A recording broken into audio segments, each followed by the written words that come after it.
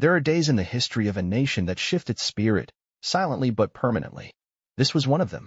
A gray, rain-heavy sky loomed over Buckingham Palace on a cold April morning, a sky that seemed to echo the somber weight resting on the shoulders of the royal family. Inside the palace walls, tradition and legacy hung heavier than the gold-framed portraits on the walls, heavier than the velvet drapes drawn tightly across the grand windows. The world outside knew nothing of what was unfolding behind the palace gates. But inside, behind closed doors, a legacy was about to be laid bare line by line, wish by wish. Queen Elizabeth II had been gone for nearly 6 months. Her funeral had drawn global leaders, international mourners, and oceans of sorrow. But now, the last chapter in her long reign was about to be read not by a historian or a biographer, but by her only daughter, the woman she had trusted most with her secrets, Princess Anne. The Princess Royal stood in front of her family, the Queen's final will and testament in her hands, its seal still unbroken. No one knew what was inside. Whispers had made their way through the corridors of the palace in the weeks prior. Rumors of unusual changes, shifts in inheritance, words written directly to younger royals, and questions no one had dared voice aloud. Would the Queen break royal tradition in her final hour? Would her wishes realign the balance of power within the House of Windsor? Princess Anne stood tall, her posture as rigid as ever, but those close enough could see the tremor in her hand. She had always been seen as the dependable one, the quiet stalwart of the royal family, the one who preferred duty over drama. But now, all eyes were on her. To read the words of the Queen was to carry not just her voice, but her judgment, her final choices, her final loyalties, her final hopes. The room was full, but silence dominated. King Charles sat closest to his sister, his hands clasped tightly together, knuckles white. Beside him, Queen Camilla sat with an unreadable expression, but a nervous twitch in her eye gave her away. Across from them, Prince William and Princess Catherine sat side by side, their expressions stoic, but their bodies angled slightly forward, alert, ready. Prince Harry and Meghan Markle had made the trip, too. Their return to the palace was strained at best, but unavoidable. Tensions between the brothers had only worsened in recent years, and this reading was unlikely to soothe anything. Further down the row sat Prince Andrew, quieter than usual, as though trying not to exist at all. Behind him, Princess Eugenie and Beatrice. Even the younger generation was in attendance, George, Charlotte, Louis, seated quietly beside their governesses, unaware of the magnitude of the moment, but sensing the unease in the air. Princess Anne broke the wax seal. It was an ordinary sound, a crack and a tear, but it shattered the stillness like thunder. She cleared her throat, eyes scanning the first page. The Queen's handwriting, even now, seemed regal, graceful but firm. The same writing that had signed state documents, holiday cards, and notes to her beloved horses now laid out her final desires. To my family, whom I have loved with a devotion unshaken by time or trial, the will began. It was not just a list of who received what. It was a message, a map, a record of a monarch who had watched the world change around her, who had seen her children falter and rise, who had guided her nation through war, scandal, and evolution. Each paragraph held not just decisions but meaning. Every word felt like it had been carved rather than written. The introduction alone stirred unease.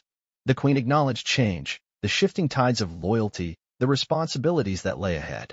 She spoke of legacy not as possession, but as burden and gift. She asked that her words not be seen as judgment, but as clarity. She hoped, she wrote, to heal what had been fractured. The first bequeathment was expected. Windsor Castle was to remain with King Charles.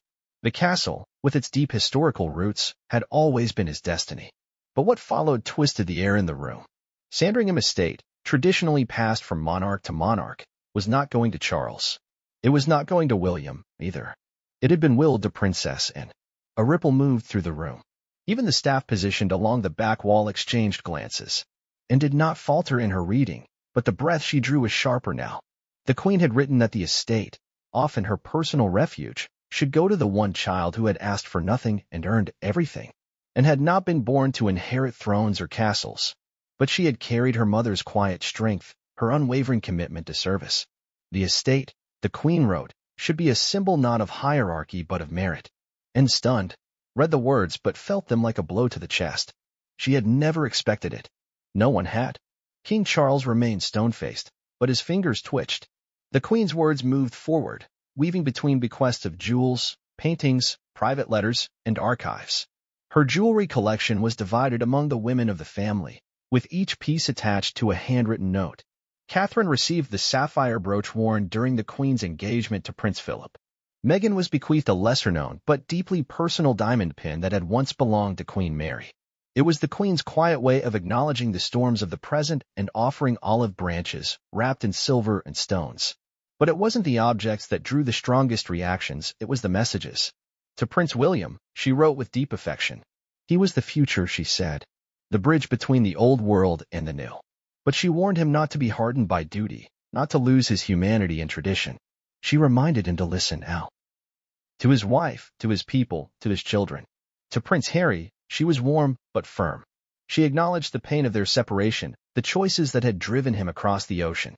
But she urged him to remember who he was, not as a prince, but as a man shaped by love, loss, and lineage. She wrote, "Forgiveness is a crown, Harry. You may not wear the other again, but wear this one proudly." Meghan was mentioned separately. The Queen expressed hope. She wrote of understanding the pressures of the institution and her regret that their paths had crossed in such turbulence.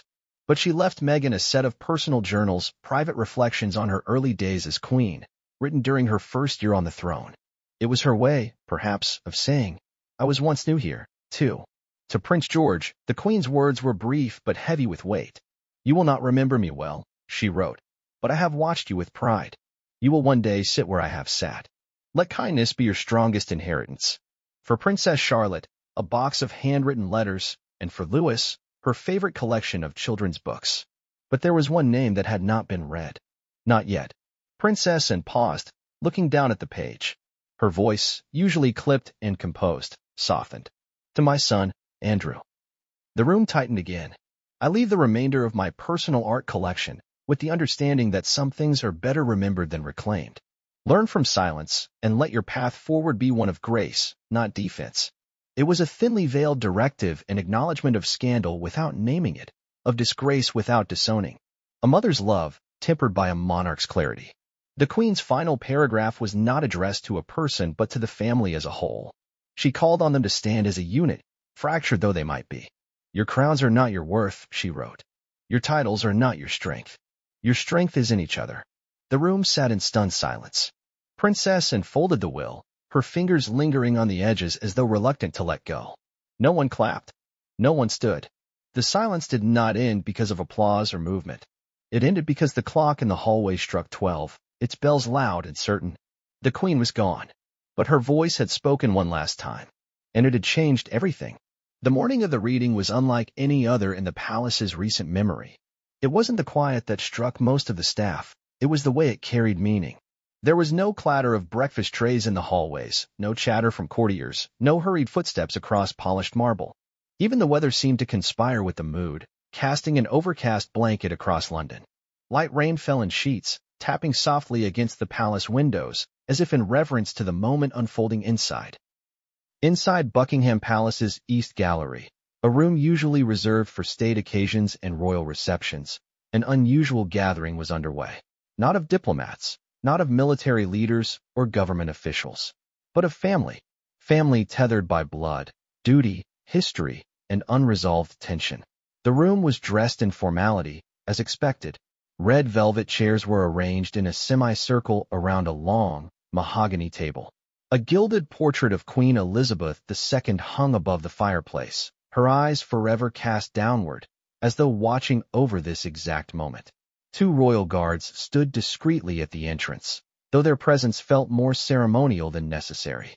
It wasn't security that the room required. It was restraint. Princess Anne had arrived first, long before the others.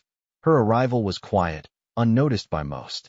She walked the same halls she had since childhood, her steps steady, her back straight. In her arms, she carried the Queen's last will and testament, an envelope of ivory parchment sealed with the late monarch's insignia. Her grip on it was firm, and not just out of responsibility. Inside those few pages was a storm, and she was to be the one to unleash it. By 10:30, the rest of the family had arrived. King Charles entered with Queen Camilla by his side. His face bore the same grave expression that had become his default since his mother's passing. He wore a navy suit, carefully tailored, with a pocket square folded to perfection. Camilla remained slightly behind him, her expression unreadable, though she exchanged no words with anyone in the room. Prince William and Princess Catherine were next. William looked every inch the heir apparent, tall, composed, his jaw tight. Kate's face was neutral, but her eyes swept the room like a soldier scanning a battlefield. She carried herself with a quiet elegance, one that often veiled the steel underneath. Prince Harry and Meghan arrived without fanfare. There had been much speculation about whether they'd come at all. Their presence was necessary but uncomfortable.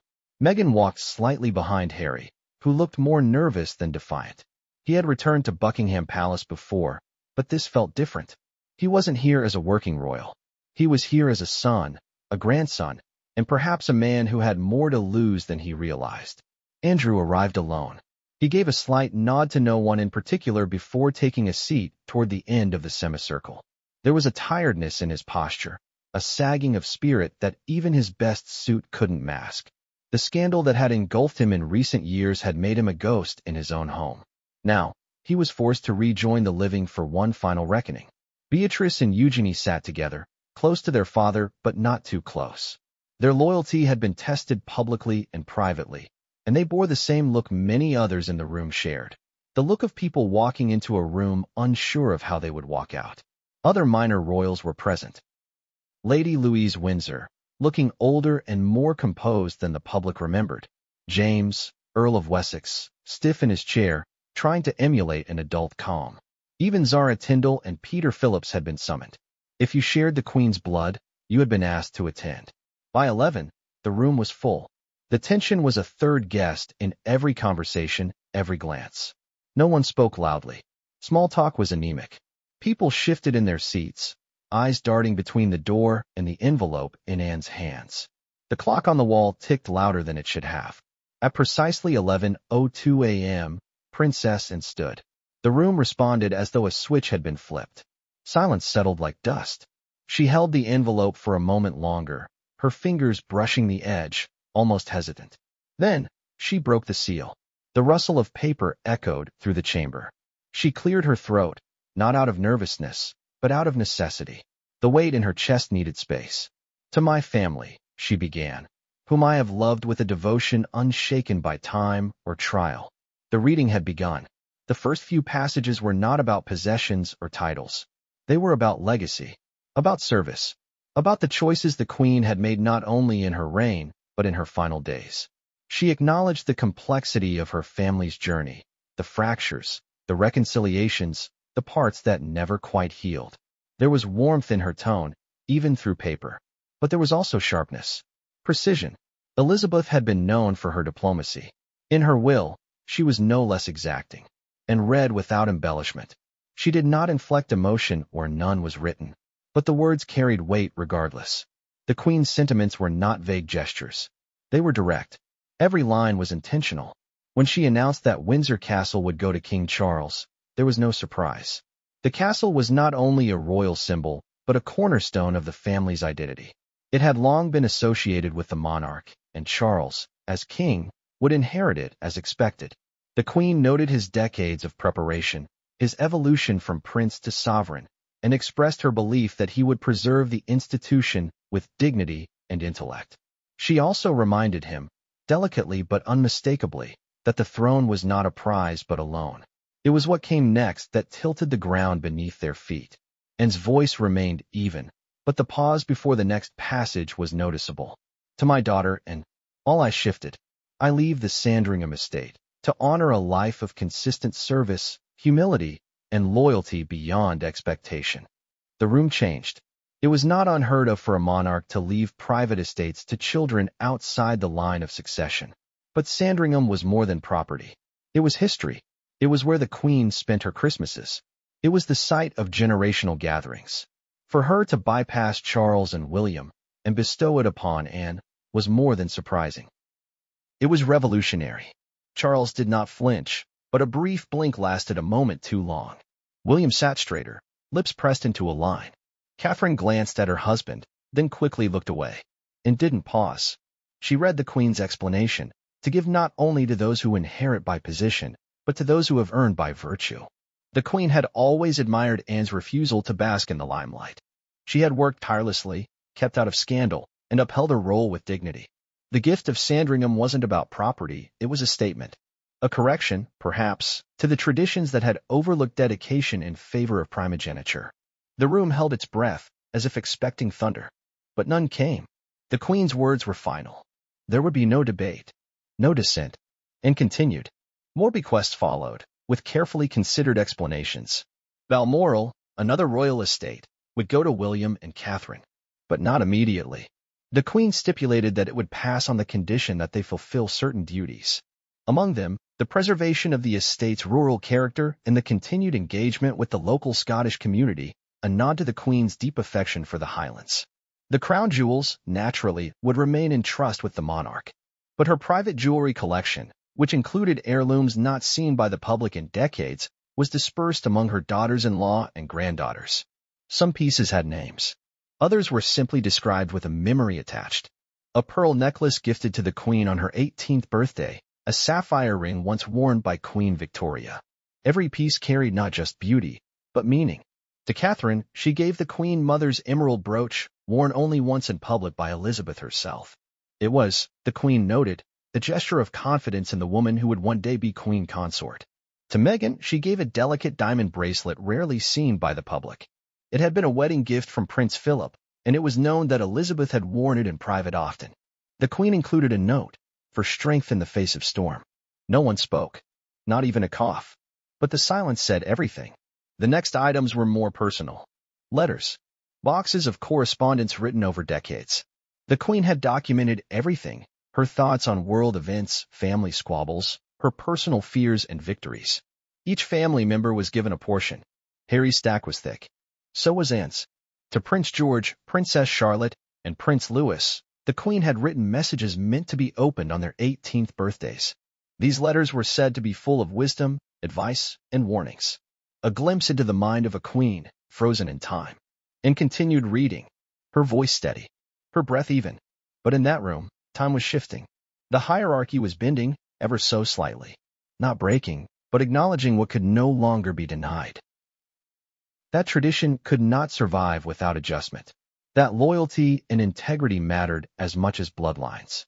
As the final lines of the will approached, the air turned electric again, and glanced at the last page, and with a quiet breath, said, "And to my family as a whole, I leave this reminder. You are custodians, not owners.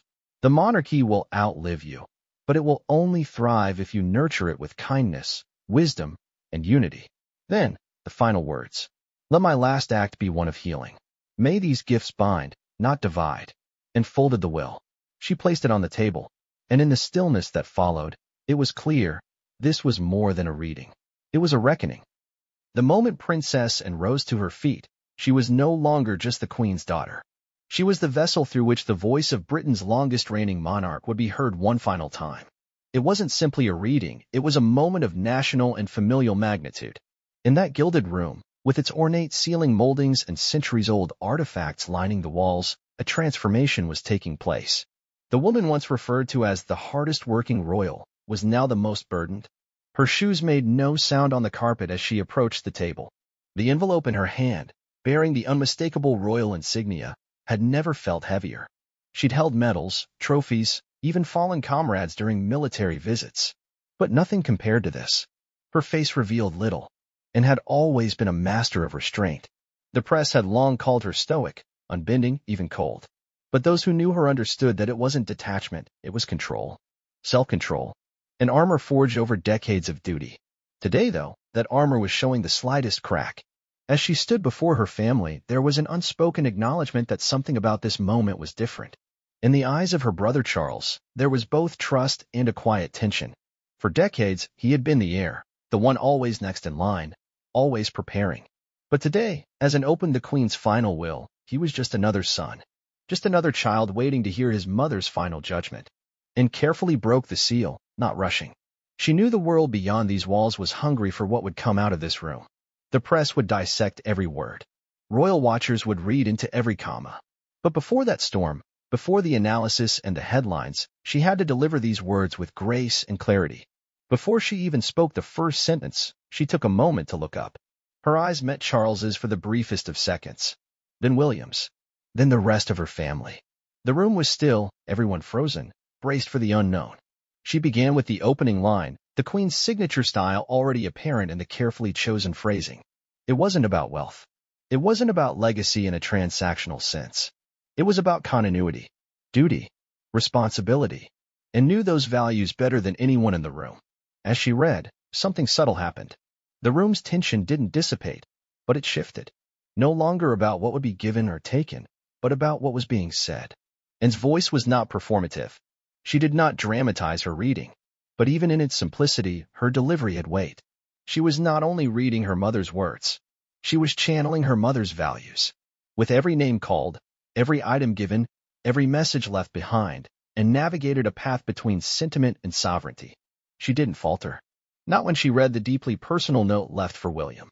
Not when she described the Queen's heartbreak over Harry's departure. Not even when she reached her own name and read aloud the Queen's stunning decision to bequeath her Sandringham estate. There was no flicker of emotion, no quiver in her voice. Only the faintest tightening around her jaw hinted at how deeply she was feeling the moment. And yet, it wasn't just the words that struck the family, it was the messenger. For decades, Anne had been the most overlooked of the Queen's children by the public. Not because she lacked merit, but because she lacked scandal. She wasn't a king-in-waiting. She wasn't a rebellious prince. She was the quiet force in the background, clocking more royal engagements in a single year than most royals did in 5. She had rarely asked for recognition, nor had she ever demanded praise. Now, as the Queen's trusted voice, she held the room in the palm of her hand. To outsiders, the honor of reading the Queen's will might seem ceremonial. But within the palace, it was profound. It wasn't dictated by protocol. It wasn't outlined in law. It was a choice. The Queen could have asked her private secretary, her Lord Chamberlain, or even the Archbishop of Canterbury to read the will. Instead, she chose, and that decision said everything. There was a reason and had earned the moniker Her Majesty's Steadfast Shadow. From childhood, she had followed her mother's lead, not to imitate, but to support. She didn't seek the camera. She didn't leverage the monarchy for personal gain. She didn't stray, complain, or make headlines unless it was for her unwavering work ethic. In that room, with the eyes of her entire family on her, and represented something greater than inheritance. She represented stability, honor, trust. As she read through the Queen's reflections on the state of the family, on how the monarchy had evolved, on how it must continue to evolve, and carried those words like a banner, she didn't editorialize. She didn't falter when reading the Queen's plea for unity or her subtle critiques aimed at specific individuals. Her voice didn't break when delivering the Queen's messages to grandchildren too young to understand them fully. She didn't stumble when addressing Andrew's limited inheritance. She showed no visible surprise when describing the unexpected gifts left to Meghan. This was her duty, and no one doubted she would fulfill it completely. There was a moment, barely noticeable, when she paused, not for drama, but to find the right page. But in that second of stillness, something passed through the room. A collective recognition that in the absence of the Queen, Anne had become something else. A stabilizer. The moral center. A daughter who had inherited not a crown, but a torch. When she reached the final page, a shift occurred. Her voice didn't tremble, but her posture changed. She straightened, ever so slightly, as if preparing to deliver something sacred. The Queen's last paragraph was a meditation on legacy and love. She wrote not of crowns or castles, but of values, of humility, of service, of grace under pressure. And it was no accident that those were the exact words most often used to describe Anne herself. And read those final words clearly, with precision. Then, in a motion that felt symbolic, she slowly folded the will, placed it back in its envelope, and rested it on the table. She did not speak again. She did not bow, curtsy, or make eye contact. She simply stepped back to her seat, her presence still commanding, her silence more powerful than any speech. What followed was not applause. It was not an eruption of conversation. It was stillness. A deep, reflective silence that echoed louder than any clamor. The kind of silence that happens when something irreversible has just occurred. The kind of silence that signals respect, not only for what was said, but for who said it. In the days and weeks to come, the Queen's will would be debated, scrutinized, leaked, and analyzed. Newspapers would run headlines questioning Charles's inheritance. Commentators would dissect every gift, every omission. Online forums would explode with theories about why Anne was favored. But none of that mattered in that moment. Because those who were in the room would remember something the world outside never saw, the quiet strength of a daughter carrying her mother's last words, and the way she never let them fall. And did not ask for this role. She did not campaign for it. She did not even expect it. But when it was given to her, she shouldered it as she had done everything else, without complaint, without hesitation, and with an unshakable sense of duty. And for that reason, more than the estates or jewels or titles, she was the Queen's true heir in spirit. The mention of Windsor Castle didn't stir a ripple at first. It was expected, almost inevitable. Yet, when Princess Anne read aloud the words, "To my son, Charles, I leave the stewardship of Windsor Castle," the air inside the room seemed to tighten in its own peculiar way. It wasn't surprise that filled the silence. It was something more complicated, something far heavier. Windsor Castle wasn't just another royal residence. It was a fortress of tradition, a palace of heritage, and for Queen Elizabeth, a symbol of enduring monarchy. It had stood through war, through fire, through the changing tides of Britain's place in the world. It was, in many ways, the spine of the crown itself. And now it belonged to Charles. He sat upright, hands folded tightly in his lap, his jaw clenched but composed. His eyes didn't move toward anyone else in the room. He didn't nod, didn't speak. But inside, thoughts churned with a quiet, fierce intensity. Inheriting Windsor should have felt triumphant. But nothing about this day was celebratory. And continued reading, relaying the Queen's own words as they had been written months, perhaps even years earlier. To Charles, whose life has been dedicated to the understanding of our history, to the care of our lands, and to the spirit of our people, I entrust Windsor Castle, with all its memories and burdens. There it was, the duality, the acknowledgement of history and the weight of expectation. The Queen had not given Charles a gift. She had passed him a mantle. And she had done it not with warmth or embellishment, but with clear-eyed resolve. For Charles, this wasn't just an estate, it was a stage. The same halls where he had once tiptoed behind his mother as a child would now be his to command. The same walls that had witnessed royal weddings, global dignitaries, and state banquets would now echo with his voice. It was his, yes, but it was also hers. And it would always be. The Queen's words continued. She spoke of Windsor as a living archive, a place of significance not just to the monarchy, but to the people. It is not a sanctuary, she had written, but a watchtower. A place from which one must look out, not retreat in. That line hit harder than it seemed. The Queen, who had spent countless weekends in Windsor, who had sought both joy and solitude within its walls, was telling Charles, without ambiguity, that this was not his place to rest. It was his place to lead. Charles didn't react outwardly, but William did. A flicker of something, uncertainty, perhaps, passed across his face. The reality was sinking in. His father, now king, would anchor the family from Windsor. And every move he made would be watched not only by Britain, but by a world increasingly skeptical of monarchy itself. Camilla sat still beside her husband. Her expression was unreadable, but her gaze occasionally shifted toward Charles, as though scanning his posture for signs of emotional slippage. She knew how complex his relationship with his mother had been. Admiration entangled with frustration. Gratitude tangled with quiet rebellion. Charles had waited longer than any heir in modern history. And even now, the Queen's final message had not been one of comfort, it had been one of duty. And read on. Windsor is not to be altered in spirit, the Queen wrote. Let its stones remain familiar. Let its gardens reflect the patience of time. And let its doors remain open, in the tradition of quiet strength. That, too, was deliberate.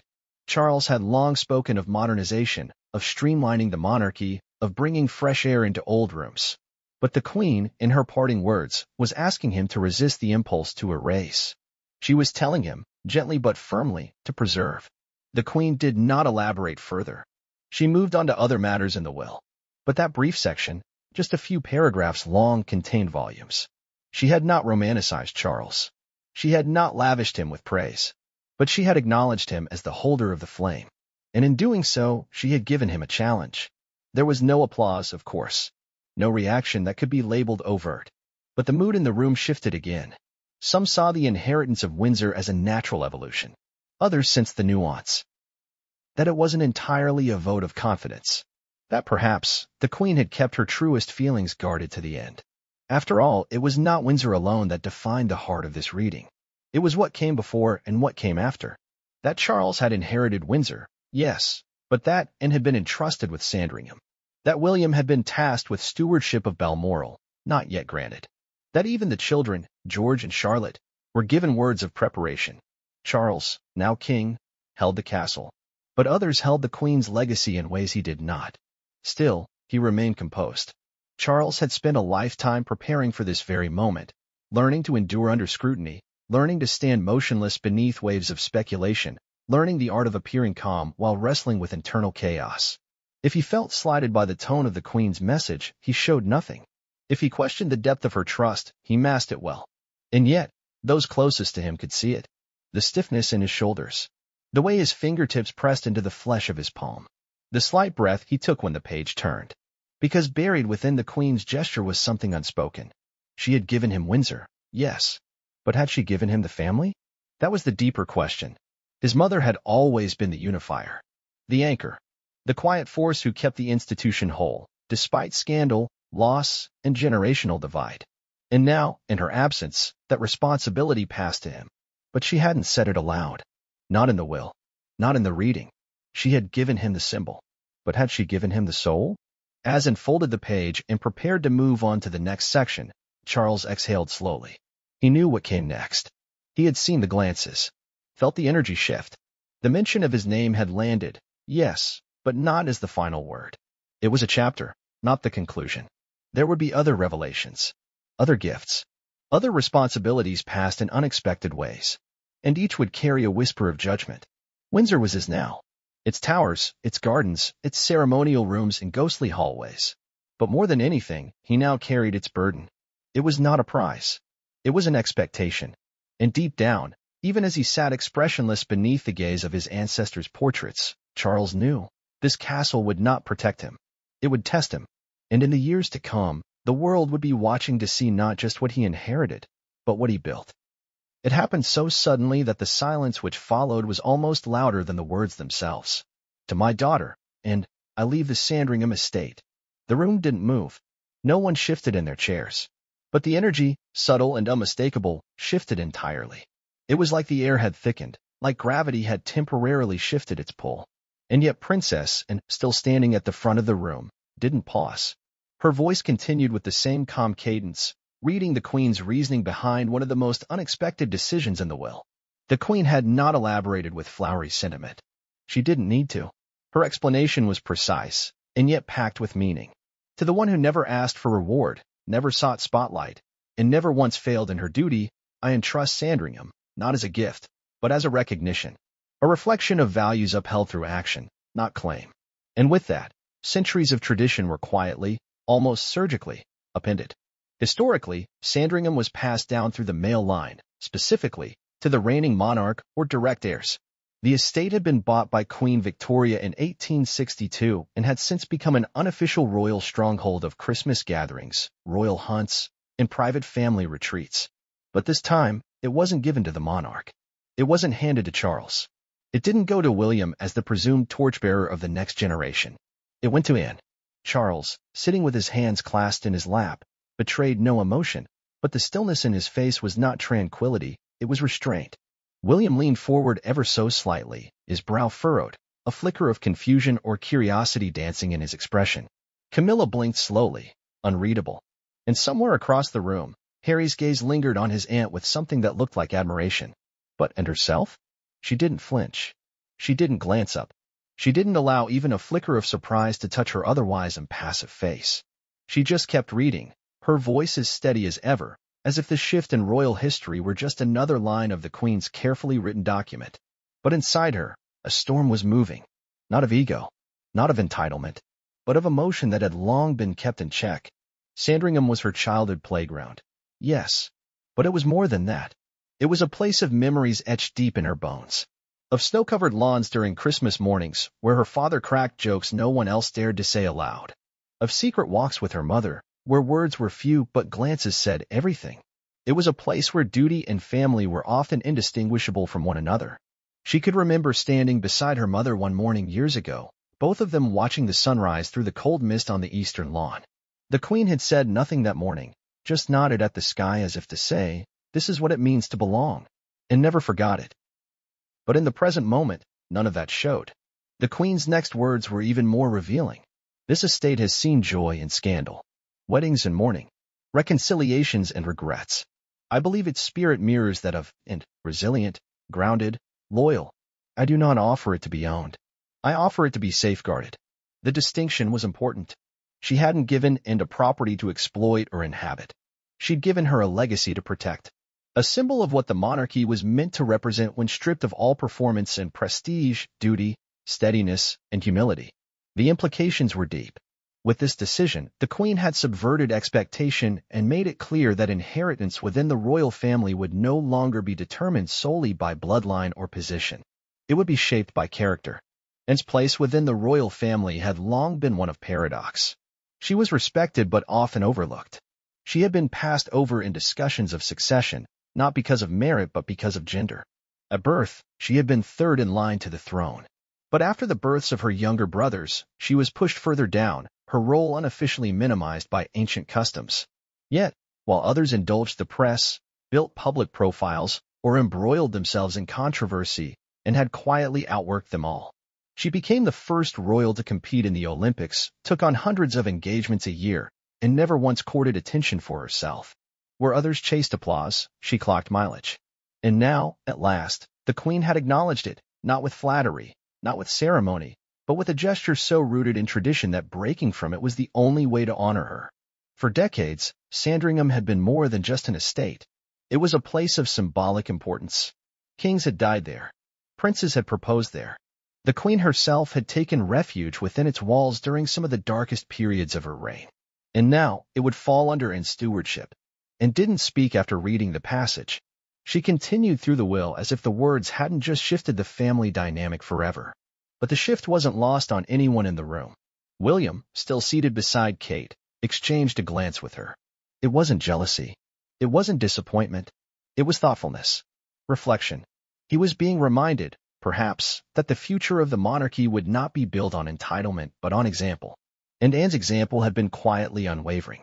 Charles, for all his years of waiting, all his visions for modernizing the monarchy, was left to reconcile what this meant. His mother had entrusted him with Windsor, the symbolic heart of the crown, but had chosen to separate it from her most personal haven, and received that haven. The gesture also subtly redefined succession in ways that couldn't be publicly acknowledged, but would forever be privately understood. In bypassing her sons for such a personal inheritance, the Queen had introduced a new paradigm into the family, that dedication could be rewarded above hierarchy. It was also a message to the public, though it wouldn't be spoken aloud, that the monarchy, under the right hands, could evolve, that tradition need not be rigid, that the crown could learn from its own history and grow stronger, not weaker, through change. And still holding the final pages of the will, had no desire to gloat.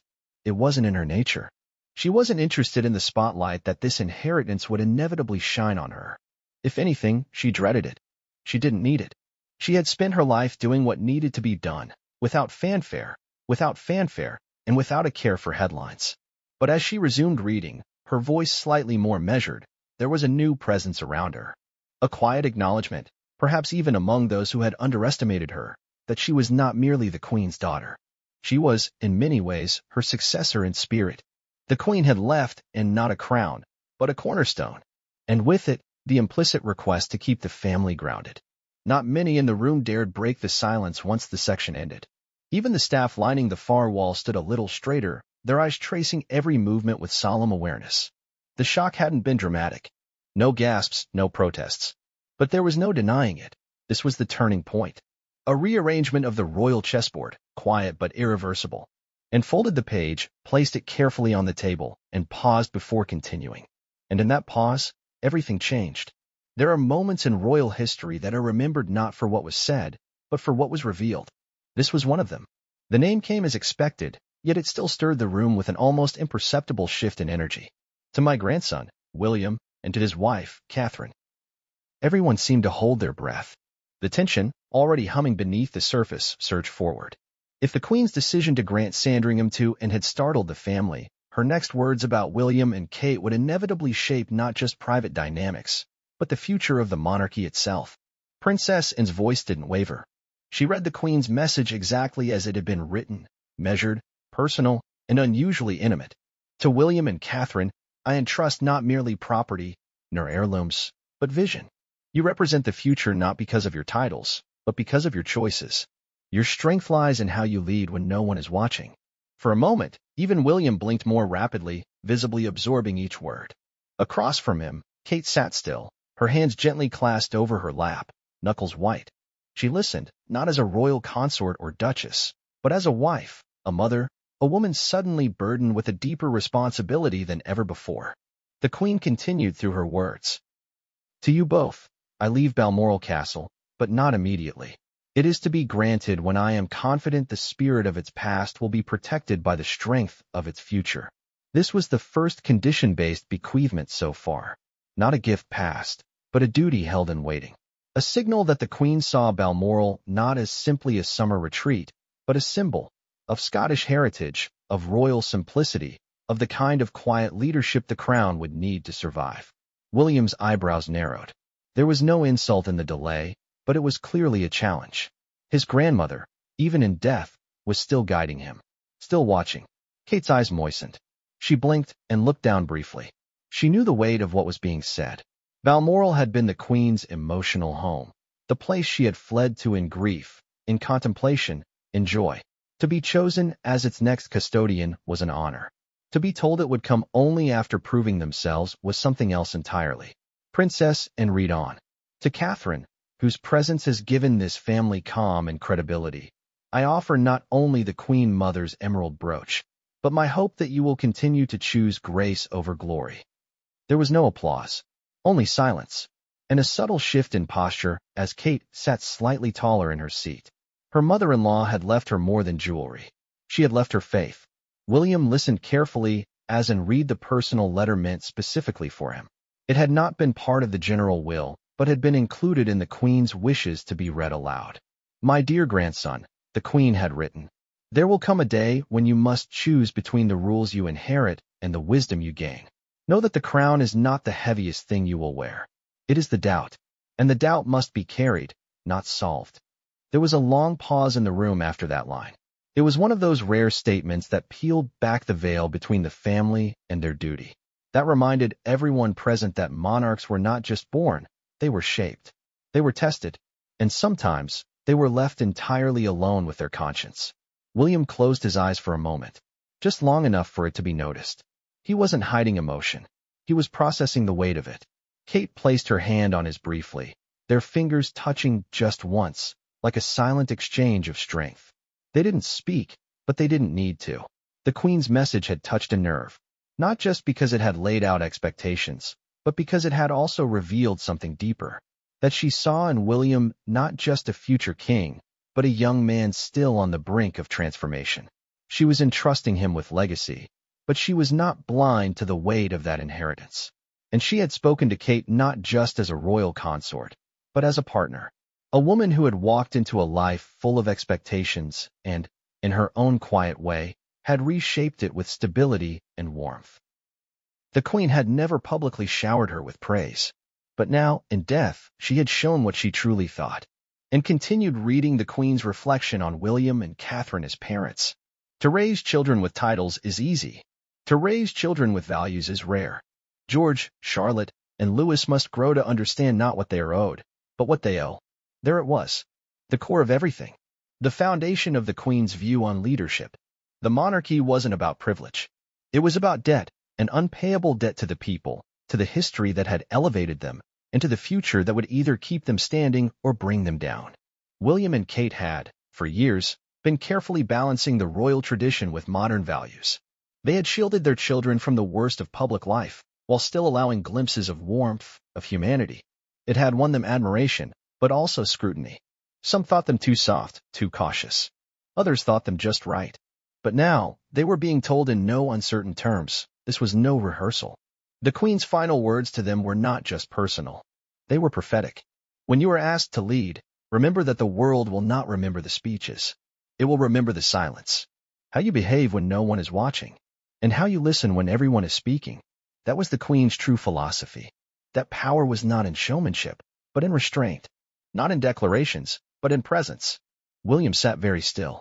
He was not the young man who once stumbled beneath the spotlight. He was a husband, a father, and now, by royal confirmation, the man expected to become not just king, but the monarchy's new soul. Kate knew it. 2.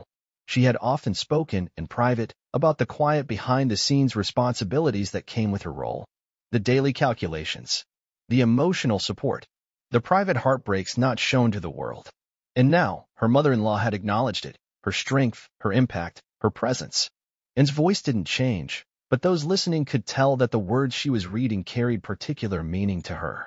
She had watched William grow from a boy into a man, had seen the choices he'd made, some graceful, some imperfect. But she had always understood what the Queen had seen in him, potential, held together by discipline. The Queen had seen the fractures in the family, the arguments, the betrayals, the silences that spanned oceans. But in William and Kate, she had seen a chance, not to erase what had happened, but to rebuild.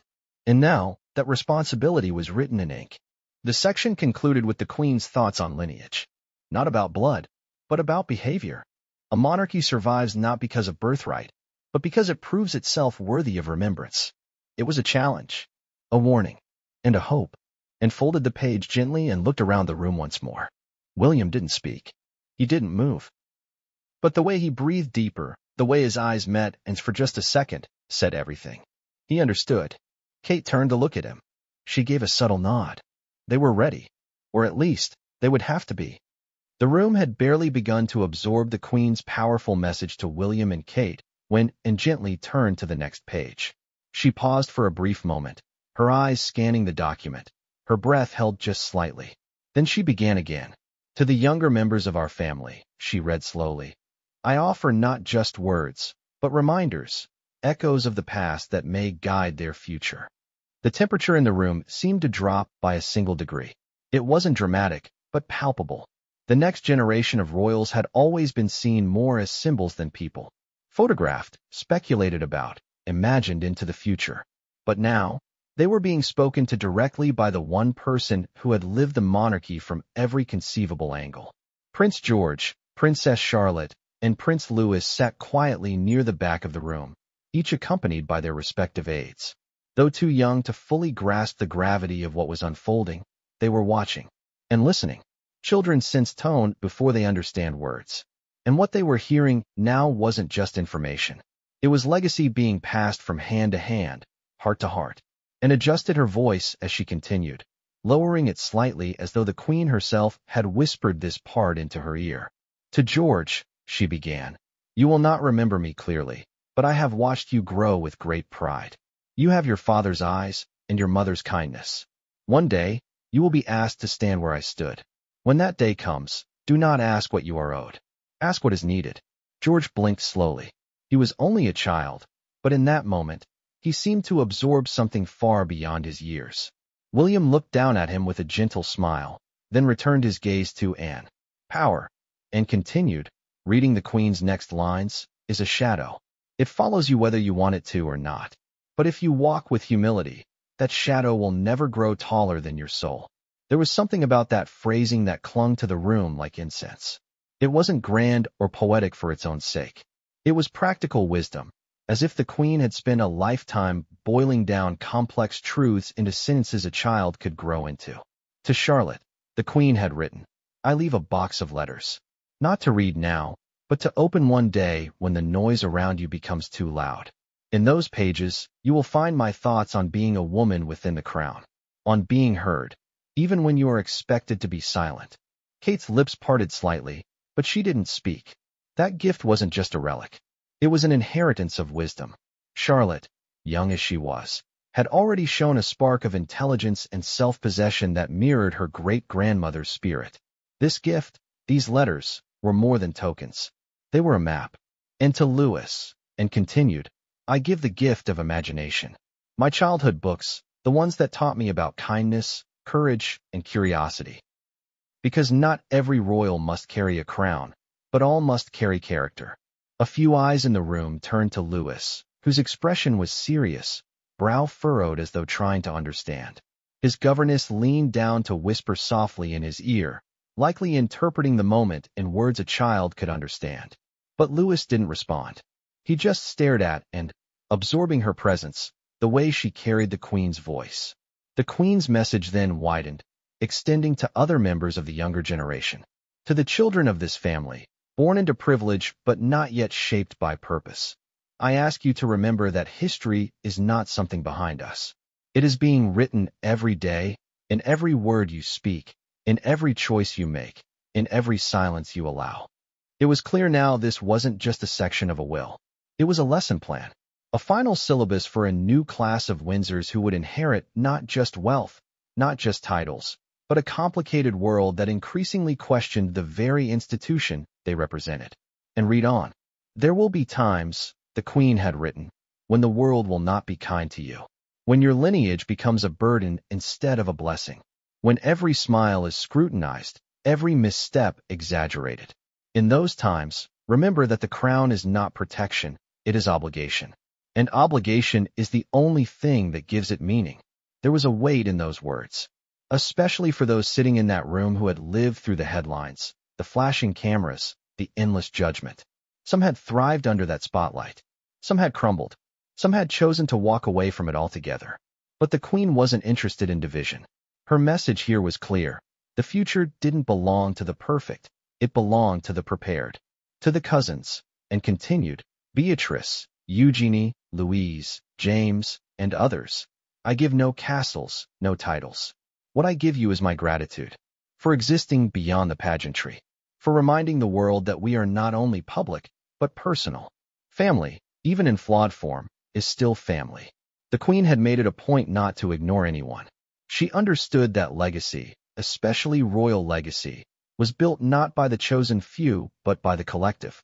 Every cousin, every relative who took part in the public image, the ceremonies, the photos, they all mattered. They all contributed to what the monarchy meant to the public. And glanced up briefly before reading the final lines of this section. Her eyes fell again on George, on Charlotte, on Louis. Children of the crown, do not let the weight of tradition make you smaller. Stand tall. Grow beyond it. Use it not as armor, but as a compass. The simplicity of that sentence silenced even the smallest movement in the room. Not armor. A compass. The difference was profound. Armor was to defend. A compass was to guide. In those few words, the Queen had redefined the very purpose of the institution she had led for 70 years. She had stripped it of its rigidity, reimagined it as something useful, not merely ornamental. There was something deeper in this section than in any previous one. Because while property and titles were often political, symbolic, or controversial, this was pure legacy. These were words for the unborn heirs, the quiet observers, the future women and men who might one day choose either to wear the crown or to walk away from it entirely. And folded the page slowly. Her hand rested on it for a moment. She looked around the room, not at the adults, not at the seniors of the family, but at the youngest among them. George, who was still watching her intently. Charlotte, whose head tilted slightly to the side, eyes wide with curiosity. Louis, quiet but present, for a brief moment, and saw the future in front of her, not in castles or carriages or ceremonial robes, but in faces, in children who would either continue the Queen's mission or define something entirely new. And for the first time since the reading began, Anne's voice caught ever so slightly. Not a tremble, just a hesitation, a flicker of something raw, human, maternal. She cleared her throat, then moved on to the next section. But the message had already landed. The Queen had spoken not to the present, but to the future. And everyone in the room knew. Those young eyes would carry her words longer than any monument ever could. It was inevitable. Everyone knew their names would come. But as Princess Anne paused for a moment, eyes scanning the next page in the Queen's will, a different kind of tension gripped the room. It wasn't anticipation as much as apprehension. There had been speculation for months, years even, about the nature of Queen Elizabeth's feelings toward Harry and Meghan. The distance, the interviews, the headlines, the heartbreak. Their decision to step back from royal duties, to move across the ocean, to publicly challenge the institution that defined their lives. It had all left a fracture in the family, one that was carefully hidden from public view, but painfully obvious behind closed doors. And now, in this moment, the Queen's words would either begin the process of healing that rift or etch it deeper into the family's legacy. And took a breath. The room remained utterly still. To my grandson, Harry, and his wife, Meghan. The words hung in the air. Harry didn't move. He sat with his shoulders back, arms resting in his lap. Meghan, beside him, had the poise of someone used to intense public scrutiny. But the smallest shift in her posture betrayed nerves. She wasn't here to claim anything. That much was clear. But she, like Harry, wanted something less tangible, perhaps understanding, perhaps closure. Anne's voice remained calm. To Harry, she began. You were born with the fire of your mother and the steadiness of your father. In you, I have seen both rebellion and compassion, both misstep and sincerity. You have walked away from what many thought was your destiny, but I do not see it as betrayal. I see it as choice. A few heads turned in Harry's direction. His expression was still, but his eyes had lost their defensive glaze. He was listening now, not as a prince, not as a critic of the crown, but as a grandson. You sought peace, and read. And though you did not find it here, I hope you will find it still. Your path will not be easy. It never was meant to be. But know that my love for you was never conditional on protocol. It was constant, even in distance. Harry's eyes dropped to the floor. For the first time in the entire reading, his armor cracked. Just slightly. A blink that lingered longer than usual. A breath that caught before he could release it. And continued, her voice unwavering. To Meghan, the Queen had written, you entered this family during a time of turbulence. I regret that your welcome was not warmer. I regret the pain that followed. But I do not regret the lessons we were forced to learn. There was no gasp, no shift in movement. But the words were bold. The Queen had acknowledged fault, not just within the family, but within herself, within the institution. To you, and read, I leave something of my own learning. A diamond pin gifted to me by Queen Mary, passed through generations of women who were not always understood. It is a piece not often worn, but often kept close. May it remind you that being misunderstood does not mean being wrong. Sometimes, it means being ahead of your time. Meghan's lips parted slightly. She didn't smile. She didn't cry. But something shifted behind her eyes. A softening. Perhaps even a flicker of peace. And looked down again. There is also, she read, a journal. That word turned a few heads. In my first year as queen, the Queen had written, I kept a private journal, not of events, but of emotions. Of fear. Of pressure. Of loneliness. Of learning to lead when one still feels small. I give this journal to Meghan, not because she is like me, but because she deserves to know that even those born into crowns feel lost. Harry turned toward Meghan. She didn't meet his gaze, but she reached for his hand and held it. Quietly, firmly, and paused just long enough for the silence to settle, then continued. To you both, she read, I give a reminder. Distance does not change blood, nor does disagreement erase history.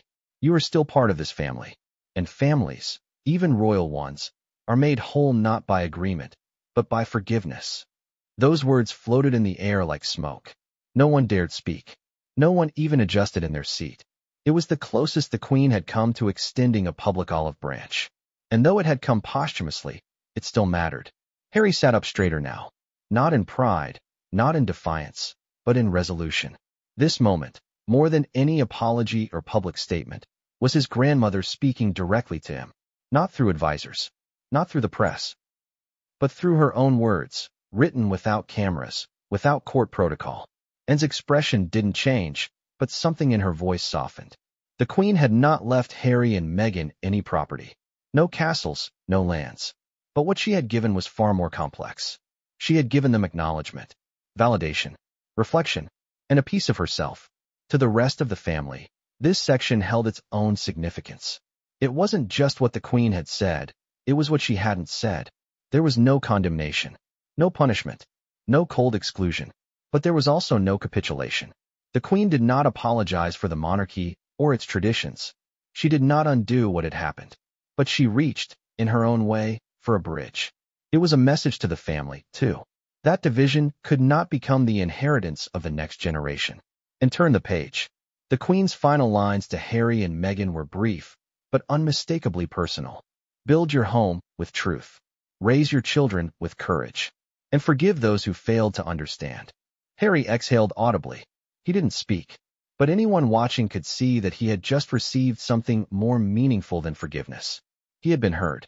And for Meghan, there was something else, recognition not just of her challenges, but of her resilience. And folded the page and placed it gently atop the rest. She didn't look at Harry. She didn't look at Meghan. But everyone in the room knew that something had shifted. The Queen had drawn no battle lines. She had offered no judgment. She had done something far more difficult. She had offered grace. There was a noticeable shift in the room as Princess and turned the next page. Everyone felt it, even those trying hard to hide their reactions. It wasn't tension so much as discomfort. A breath held too long. A heartbeat out of rhythm. Because they all knew what was coming. Prince Andrew. His name had barely been mentioned aloud in public spaces since the scandal that brought the royal family one of its deepest public humiliations in decades. The fallout had been quiet, yet deafening. His royal patronages stripped, military affiliations returned, public appearances vanishing overnight. A man who had once stood on balconies alongside his siblings was now barely spoken of beyond veiled references and controlled PR statements. And yet, he was still her son. Princess Anne's fingers brushed the corner of the page, hesitating for just a breath before she began to read. To my son, Andrew. The room fell into a silence deeper than any that had come before. It wasn't reverence. It was uncertainty. Andrew didn't move. He sat slightly hunched, his hands resting on his thighs, eyes locked somewhere in the middle distance. He didn't look toward Anne. He didn't look toward Charles. He didn't flinch. Anne's voice was careful, clear, not cold, but measured. You were once the lightest presence in the room, she read. A boy who made me laugh more than I admitted. A man who, in youth, was full of charm and boldness. But time does not preserve innocence, and choices do not come without consequence. The line landed like a stone dropped into still water. There was no further elaboration. The Queen had said enough without saying everything. She hadn't named his sins, nor had she attempted to defend them. But she had acknowledged the truth, and that acknowledgement echoed through every corner of the room. Charles's face remained rigid, but his lips pressed tighter. William, arms crossed loosely in front of him, lowered his head. Beatrice and Eugenie, Andrew's daughters, exchanged quick glances but remained composed, and continued reading. I leave to you the remainder of my private art collection, not the pieces that the public knows, but those that hung in my study, the ones you admired as a boy. They are yours not for value, but for memory. Let them remind you of quieter days. It was not a cutting gesture, but it was clear. The Queen had chosen to leave Andrew something personal, symbolic. Not a royal estate, not financial inheritance. A collection of paintings, family pieces, quiet artifacts from another time.